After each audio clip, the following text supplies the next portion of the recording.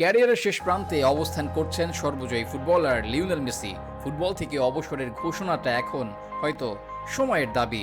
2026 বিশ্বকাপটা খেলবেন কিনা তাও পরিষ্কার করছেন না আর্জেন্টাইন এই কিংবদন্তি। তবে সদ্য ইউরো জয় করা স্পেনের সাথে আর্জেন্টিনার যে ফিনালিসিমা ম্যাচটা হবে সেটা যে খেলবেন মেসি তা আন্দাজ করাই যায়। ম্যাচ খেলার বিশেষ কারণও যে আছে লিওর কাছে।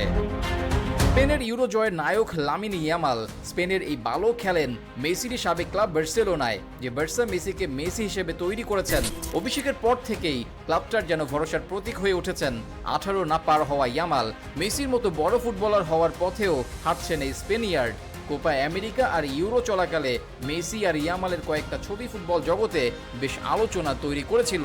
ছবিতে দেখা যায় বার্সার তরুণ মেসি শিশু ইয়ামালকে গোসল করিয়ে দিচ্ছেন। সেই ছবি আলোচনায় আসার পরই মেসি দ্বিতীয়বারের মতো কোপা আর ইয়ামাল জিতলেন ইউরো সেরার মুকুট। এরপর সেই আলোচনা আরও জোরালো হয়। সেই তরুণ মেসি আর শিশু ইয়ামালের ম্যাচ হওয়ার সম্ভাবনা জাগে। ফিনালিসিমায় যদি মেসি খেলেন তাহলে নিশ্চিতভাবেই বলা যায় গোসল করানো সেই ইয়ামাল সামলাবেন তারই আইডল ফুটবলারকে, আর যা বেশ রোমাঞ্চিত হবে। মেসির সাথে খেলা ইয়ামালের স্বপ্ন একই দলে খেলা না হলেও বিপক্ষ দলের হয়ে সেই স্বপ্ন পূরণ হতে যাচ্ছে স্পেনের এই খুদে বালকের।